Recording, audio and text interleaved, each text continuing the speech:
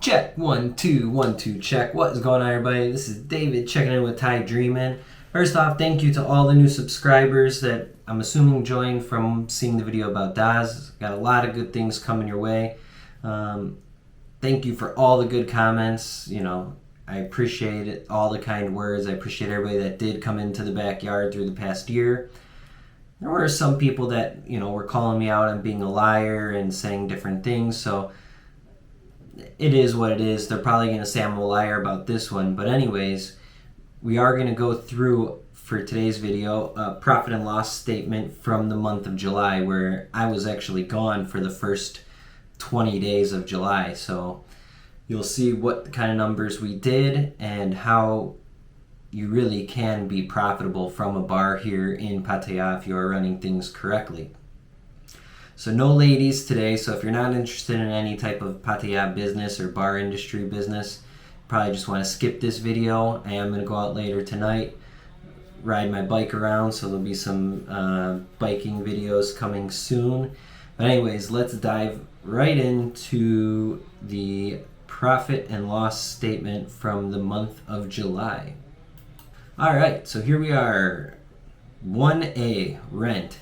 My rent for the month of July was $25,000. So for the first year I had a deal under the lease agreement that rent would be 25,000 baht a month, which is I'd say it's a pretty decent price for Soi Buakhao. Right now I'd say Soi Buakhao's average on a new, if you're taking on a new lease in the past year, you're probably looking at 35 to 40,000 for rent right now there. Okay, my salary number 2. My salary 60,000 baht. 60,000 baht, easily livable, especially at this time. Well, I was gone for most of the month, but for a while I stayed living above the bar in the 2-bedroom. I made 2-bedroom condo on the 4th floor, which made my life so easy and convenient to be with the baby, come downstairs, go up. So I was basically living rent-free because I was already staying there. So 60,000 a month was way more than what we needed to live comfortably out here. Number 3, electric. So electric for that month was 9,050 baht. That was about average. I never hit over 11,000 baht for a month, and I could hit sometimes as low as 8,000. Really depended, but running the air conditionings was anywhere between 8 and 11,000 a month. I only did close to 11,000 one time, but most times right around 10,000 baht. Number 4, water. So the water bill for the city, 1,300 for that month. I'd say that's about average. I never had months really going lower than 900 and never having months more than 1,600. So somewhere right in between 1,000 and 1,500 would be average. So that month was pretty average. I think I had like 4 or 5 ladies living there at the time. Okay, number 5, we have internet.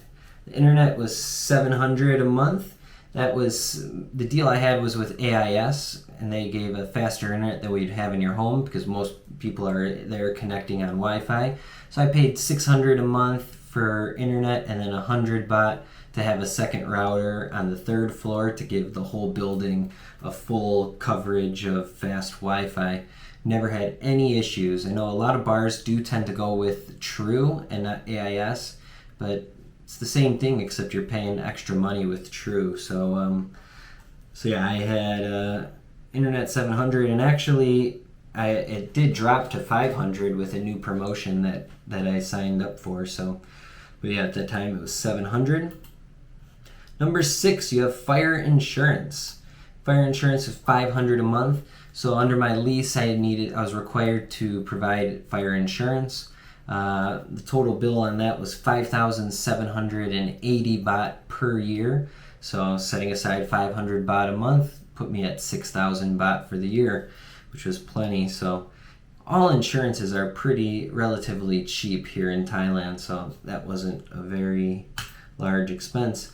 Okay, number 7, alcohol, 95,500 baht which came out to 21.75% rounded. This is a huge, variable cost depending on what your sales are. Obviously, if you have high sales, your alcohol costs and inventory costs are going to go way up. If you have low sales, they're going to be down. But overall, I average somewhere between 20 and 25% of my sales would go to inventory and alcohol. Okay, moving on to number 8. Number 8, we have the cashier. So the cashier in July had a salary of 13,000 baht, which is a pretty average salary for a cashier. She eventually did get a raise as she stayed with me longer. My housekeeper in July had a salary of 11,000 baht, which I would say is on the high end, and she even did make more as she stayed with me longer. But yeah, I'd say most housekeepers are probably making less than 10,000, so she was paid pretty well.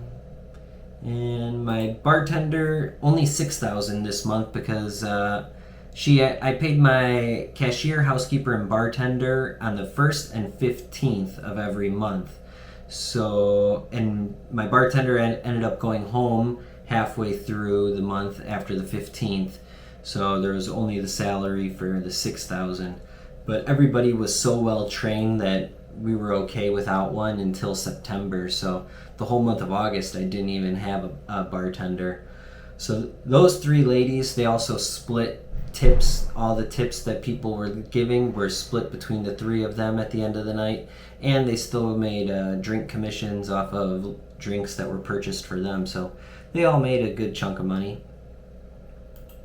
Okay, number 11, we have salary, lady salary. So that's 50,000 baht. So that means I had five salary ladies in the month of July. I paid my ladies salary 10,000 baht a month, which is a little bit, I would say it's towards the higher end of a beer bar. So some are as low as 6,000, I've heard, but yeah, I was paying 10,000 a month. Lady drink commission. This is the drink commission paid out daily to the salary ladies. So that was 54,620 baht, which is 1,093 lady drinks that were drank. Freelance commission. Remember from Daz's video, I explained that I paid 100 baht per drink for commission, which is definitely on the high end. I don't know any other bar that is actually doing that, but it did work out for me, and I was able to get some really good girls in there. So the drink commission paid out was 56,100 baht, which is 561 drinks.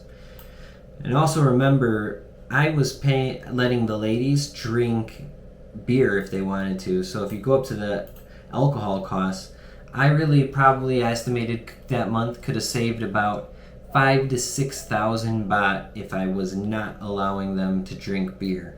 But I had no problems letting them drink beer. I wanted them to be happy, enjoy working there, and have the laid back atmosphere. And sometimes I always hated it myself if you went in to buy a lady drink at somewhere and they come back with the shot or a little shot glass or just like a lady drink that takes 2 sips, But if they came back with a beer and like, oh, okay, we're gonna sit here, talk a while, have a beer, I enjoy it more. So I wanted also the customers to feel the same way that I do when I go to a bar and buy a lady drink.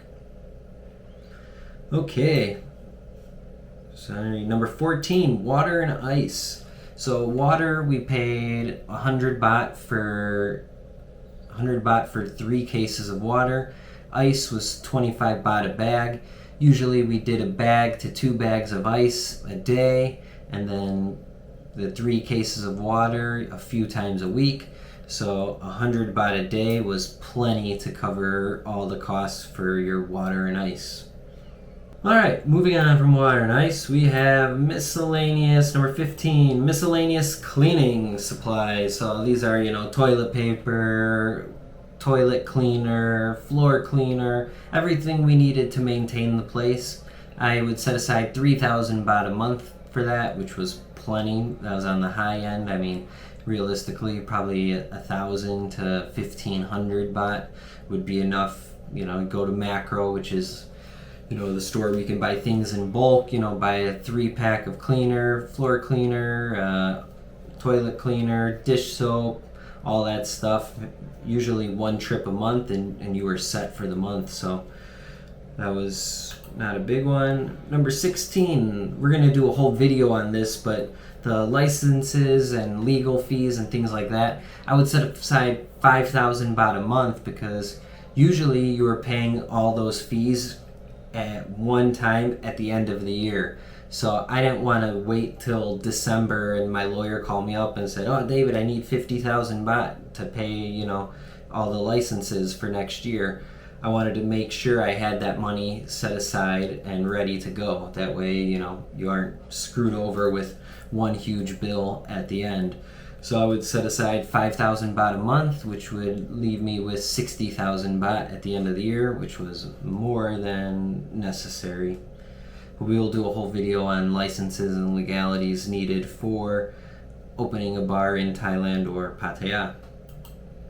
Okay, number 17, miscellaneous upgrades, 5,800 baht. Usually once a month I would try doing something to keep the bar in good shape or maintain it or improve it in some way.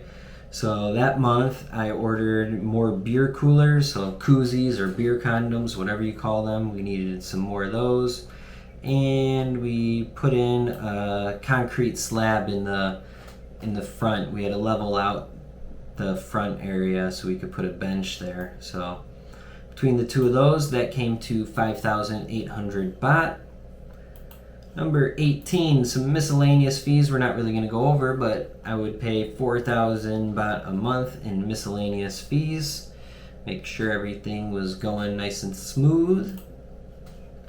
Number 19, the initial investment. So I'd pay myself back 20,000 baht a month to pay back, what I originally put into the bar. Okay, 21. So sometimes, obviously we all know in this industry, the ladies either don't come to work or they leave early, and either they're paying or someone's paying for them to be able to leave early. So this was actually some extra income that the bar made, which was not put into the computer system. So I would say that there was about 15,000 baht made from ladies leaving early.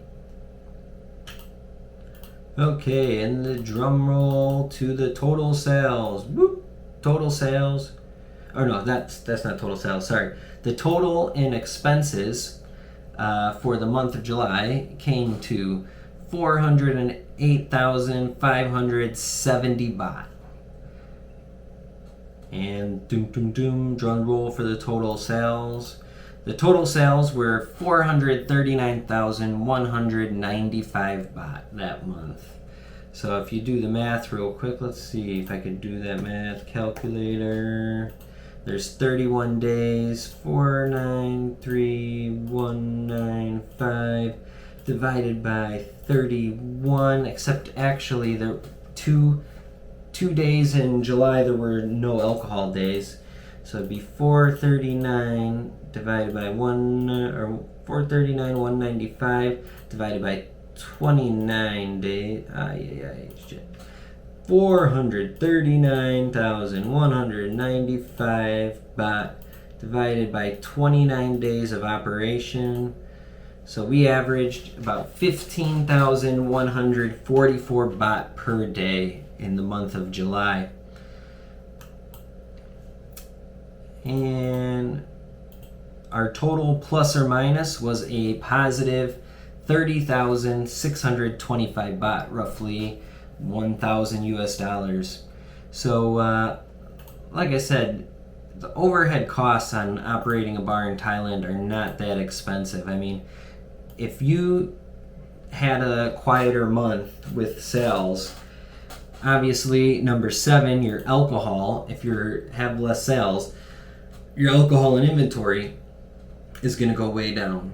And if you're not as busy, you obviously probably do not have as much ladies working. So number 11, you're not going to be paying out salary as much. And then the drink commission for both freelancers and salary ladies are going to go way down. So the three variable costs of the alcohol and the drink commissions and, well, the salary, if they're, depending on how many girls are there, those are really going to fluctuate with the sales. So if your sales are low, those numbers are going to be way down. And if your sales are way up, those numbers are going to go up. But they're all pretty much going to stay in line within the percentages of each other. So as you can see, it's not too difficult to make a profit if you're running things properly. So anyways, if you made it to the end of this video, I appreciate you guys sticking around. Let me know what you thought. If you like this, comment if you have any other topics you would like me to discuss more in details.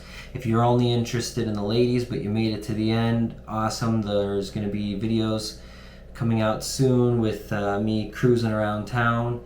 Anyways, thank you all so much, and I will see you guys in the next video. Later.